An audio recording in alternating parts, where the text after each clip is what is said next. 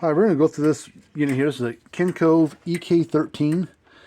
It's a 13 output joule. This particular one is remote control capable.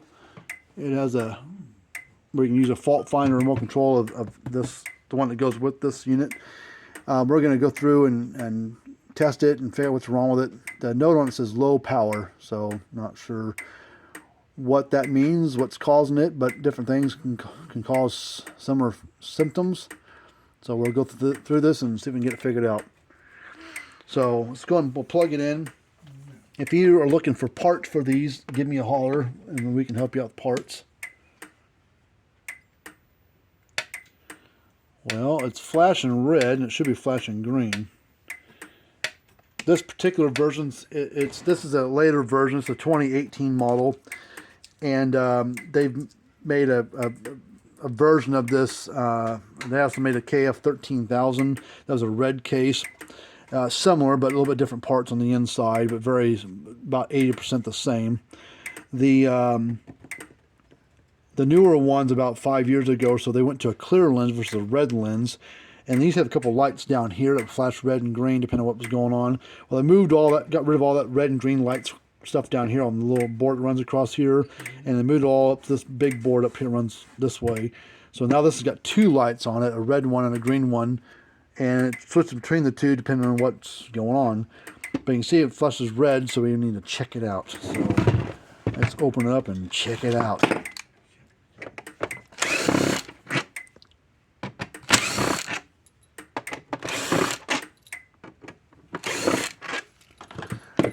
So on this up, I don't know if this is the current version or the previous version. No, this is the current version of what's out there right now.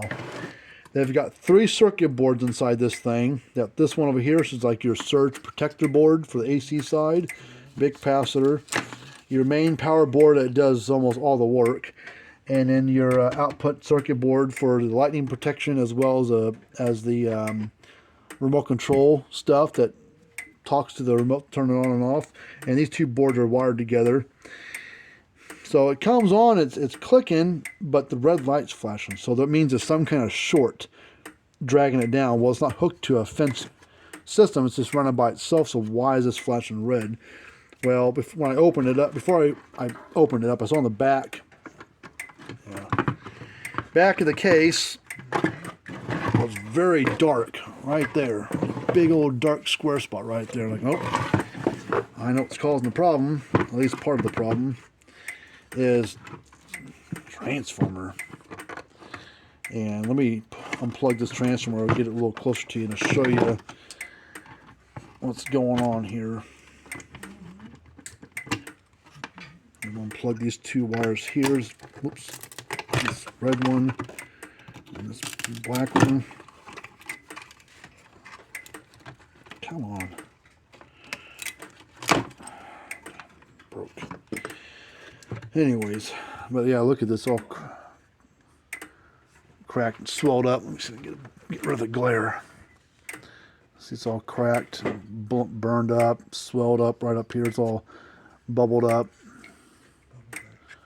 So transformers are main problem, but looking at the circuit board, it is all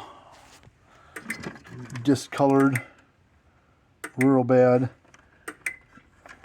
different spots.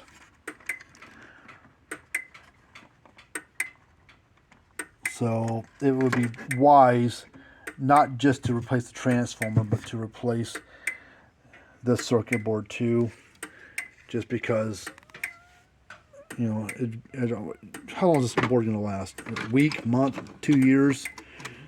I don't know. So we're going to replace both those boards, or both this board and the transformer. So we'll get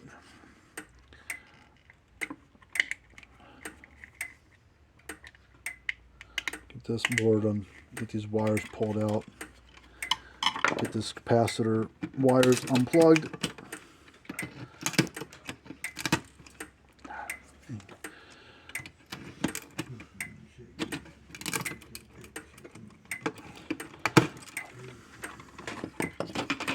Then we've got our blue and black wires for a switch, which the switch is a full power or half power.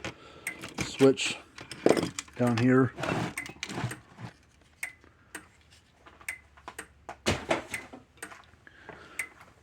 You know what? Huh? This has a kit on it, don't it? Do you have that blue disc thing on the discharge board? No, no, it doesn't. Oh, the red one is the... No, it had the old one because I had to pull it. Never mind. Oh. I was thinking the thing that came across.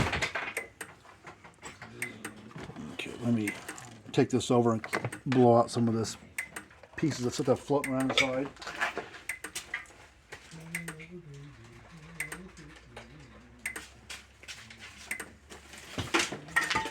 Let me go grab a new transformer and the new main board.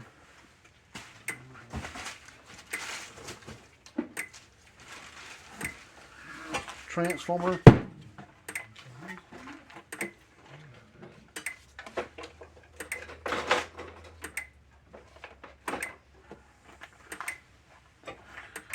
There's the new main board for it, nice and clean, not overcharged and burned up.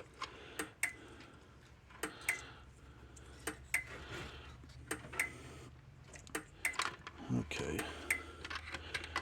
Nice thing is it's all labeled which wire goes where.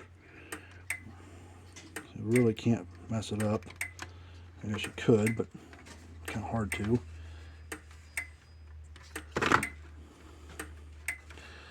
Let's get this off. We're going to put a new spade connector on this end.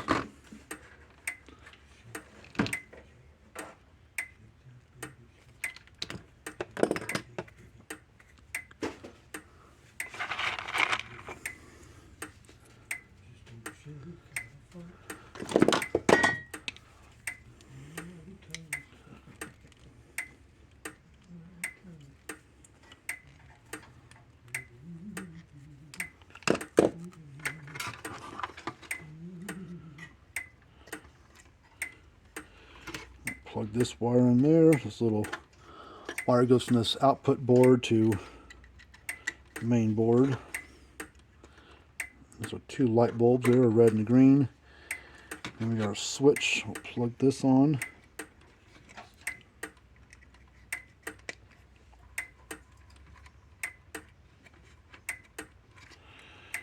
I got a transformer, just going to set it down in here. You got your red and your black. That is your primary for your primary side of the transformer, which is the input side. It goes to the board. And you get your output secondary side, which goes to the output board.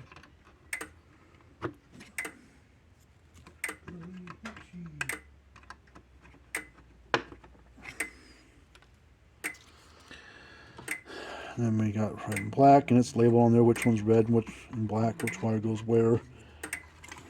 Let's unplug these for a second because I'm going to get into a mess here in a second.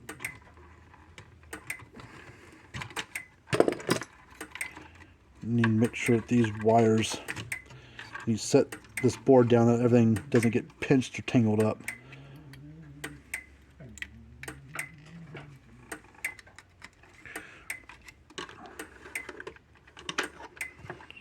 That should be fine. So red one, transformer goes up here. The black one for the transformer goes down there at the bottom. It's tight. Okay, then we get the switch put back on there.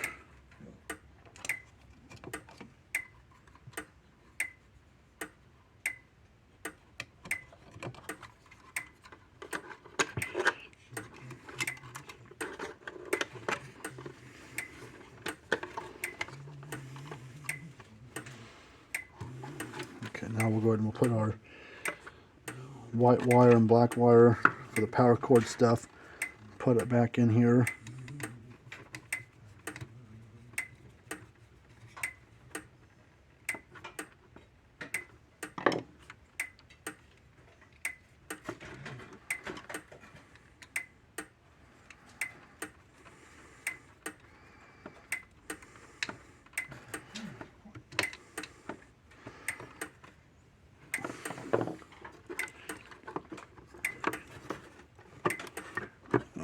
Put that down like Now we'll plug things back in. Hopefully everything goes back to working like it should. We'll check the output as well. Take our fence and ground knobs off.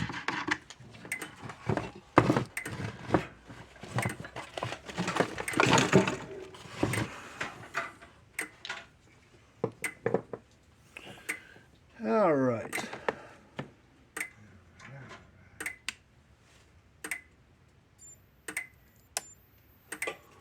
Flashing green now, not doing the red no more. Nice bright light. So probably in the clear, ready to go, but let's check the output. Put her, yep, using the Gallagher fault finder, we'll take our fence and ground probe, or fence to fence, ground probe to ground.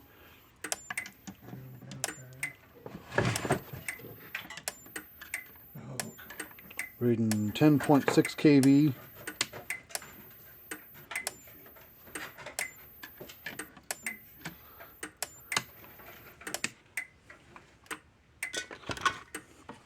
Alright, everything seems to be working fine.